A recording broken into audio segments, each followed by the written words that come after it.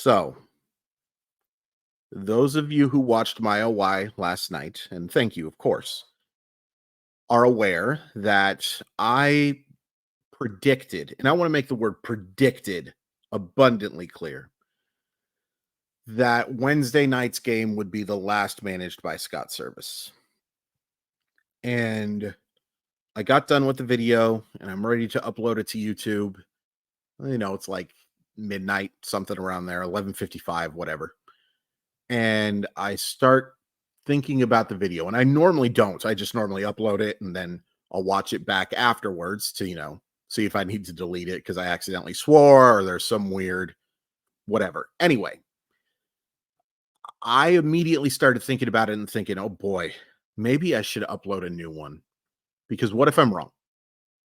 What if I'm wrong and Scott Servais is still the manager of this team? And what if, number one, a bunch of people start laughing at me for that prediction, especially if they do really well? And this is my insecurity, right? This is me thinking about the wrong stuff, kind of selfish. But I was like, boy, I really should record a new one. And then I started thinking more about it and I thought, no, Chris, there's no way he's keeping his job. And unfortunately, and I'll explain unfortunately in a little bit, I was right. According to Ken Rosenthal, and it hasn't been confirmed, it's 1:28 p.m. right now, Pacific time. West Coast is the best coast.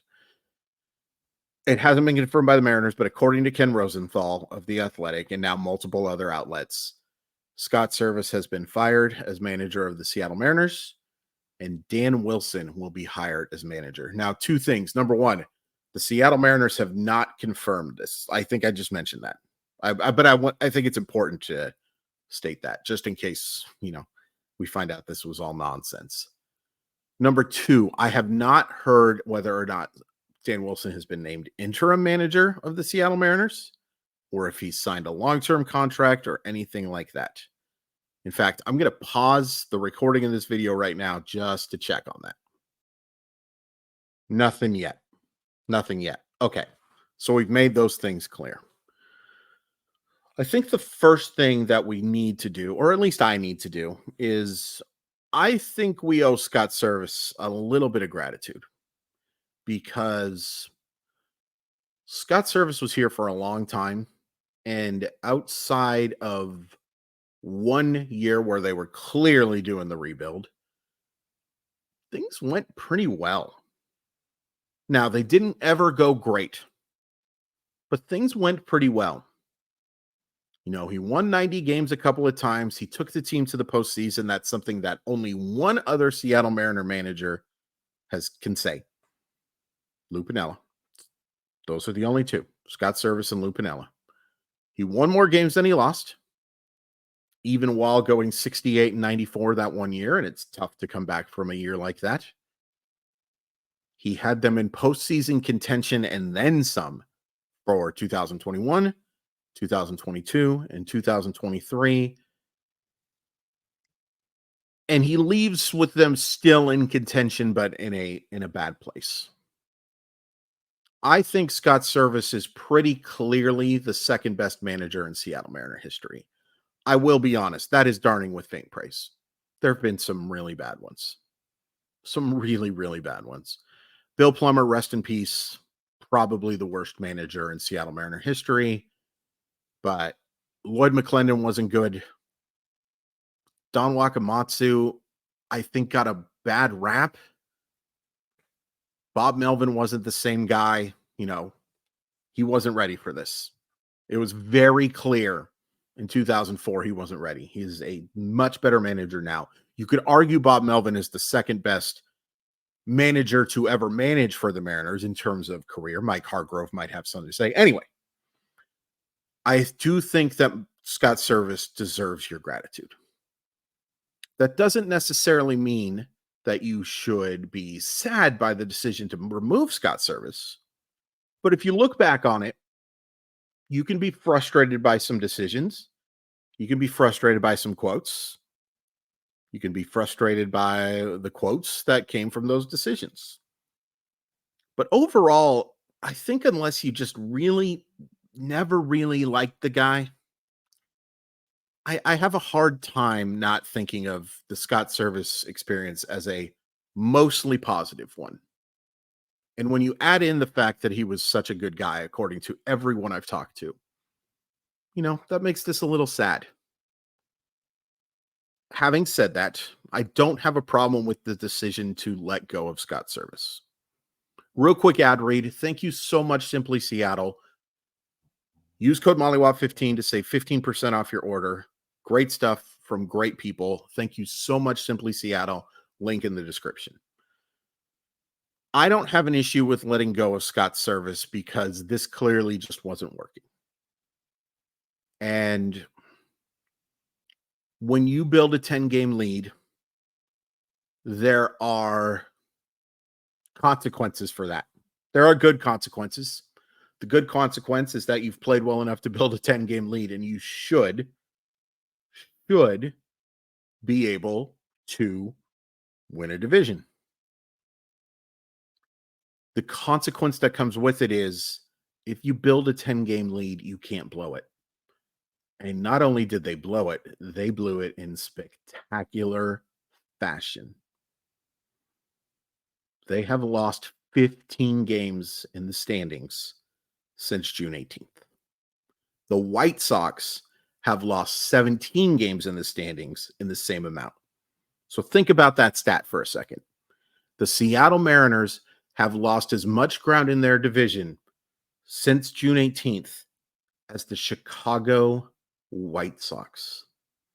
They have been for 2 months now, and 2 months is a long time. It's a third of the year. A bad baseball team, not a mediocre baseball team, not an up and down baseball team. They've been a bad baseball team. And my buddy Larry Stone, I think, tweeted very eloquently, because of course he did. He's the best Seattle sports writer, I think, of all time. But he tweeted that basically, I wish I had the quote right in front of me. I'm not very good at this. He basically tweeted that he is in that pie of blame, which we've talked a lot about, that he believed he was low on that list, but the manager is the scapegoat. And I don't disagree with that. Not even a little bit. In terms of the pie, I think ownership, I think front office, and I think players all deserve a higher slice of that pie, a bigger slice of that pie. But that's not saying Scott Servais doesn't get a piece. And this is just the easier decision to make. I'm not calling for anyone's job particularly. I did on KJR suggest that I would wholeheartedly welcome a regime change. I personally, and I think this is the first time I've said it publicly, believe that Justin Hollander should be the front office everything for the Seattle Mariners. I believe in his talent. I believe in everything Justin Hollander does. I think he should be the guy. Jerry DiPoto, thank you for your service. It's just probably time to move on. And if you want to say, Hollander's just a understudy of DiPoto, okay, I disagree. Anyway, it's hard to make that move now. They're not selling the team, so you can't make that move now. You literally can't really change any of the players right now because the trade deadline's over. And you did your best at the deadline to make this better. You didn't do a good enough job in the offseason, but you did make moves at the deadline to make this team better. Hasn't worked. Hasn't come close to working. And some of that blame has to go to Scott Servais. I imagine that Scott Servais will not be unemployed for very long. Now, I don't think anybody's hiring him to manage for the rest of the season. I wouldn't be shocked if he got a gig with ESPN or TBS, and I look forward to it because I think it would be fun to see him in that role.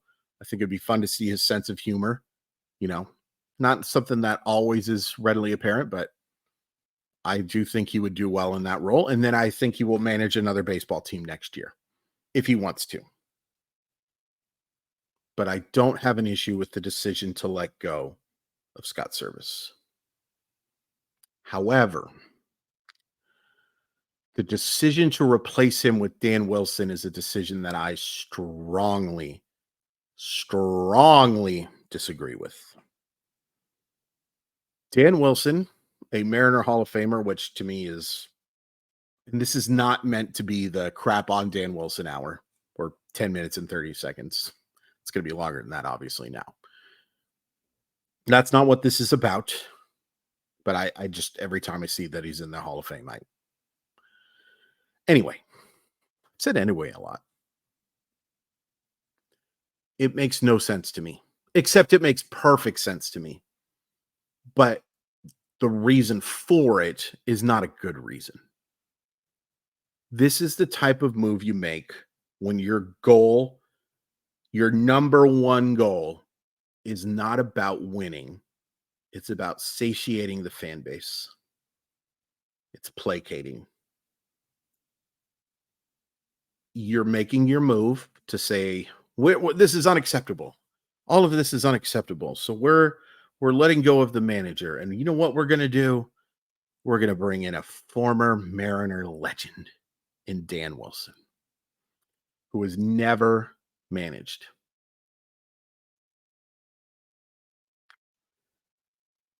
I think this is a PR move. I think it's a PR move. I also think it's an audition, but it's an audition second to PR. And look, if Dan Wilson over these final 34 games, if he goes 21 and 13, 20 and 14, something like that, if thing or wait, is it whatever. You know what I mean? If he does well over how many ever games there are left, I should know. I literally do one after every game. Yeah, it's 34 games. Long day. If he does well, sure, bring him back. In part because I think ownership groups are definitely managers are overrated. They're figureheads. They're scapegoats. I've mentioned it a bunch of times. We talked about the sore thumb. Sure, if he's good, great. If he's bad, you move on. Or so you hope. I don't get this from a baseball perspective. I get it from keeping fans in the stands because there are a lot of, let's call them nostalgic Mariner fans who are going to really like this move. It's someone they grew up with. It's a good looking guy who is going to play well to your demographics.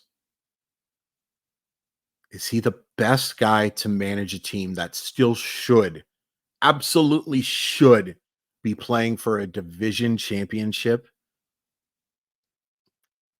I have a hard time believing that's true.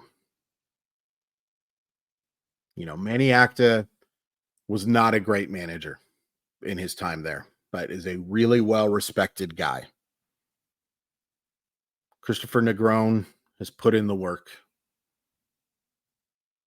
Dan Wilson. And the thing that adds up to that PR thing for me as well is Edgar Martinez is also joining the coaching staff, according to numerous outlets. And I will never say a bad word about Edgar Martinez. But don't you get that feeling too? That this is more about,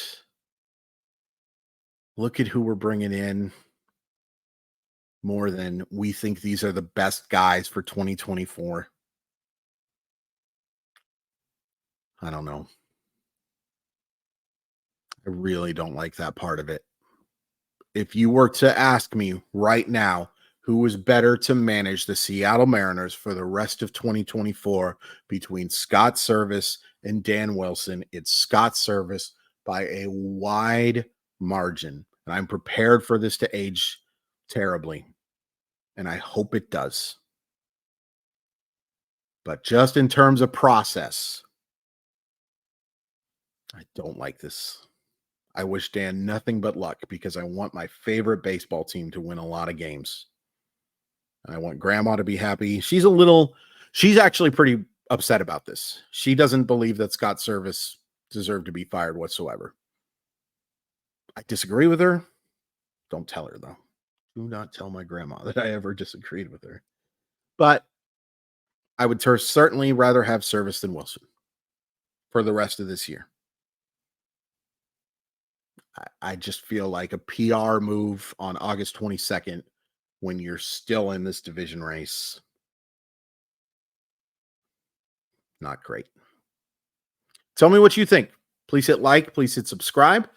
Tonight, for Mile Y enthusiasts, I will have a video up for the top 15 prospects in the system. It's $4.99 a month to join, and it helps me out a lot. Should help you out a lot too, because you like Seattle Mariner entertainment. So let's help each other. Crazy. And just one last time, Scott Servais, I am sad to see you go, because I think for 10 years you were a very loyal and very solid part of this organization. I understand why it's ending, but I wish you personally, if somehow you're watching this, nothing but the best.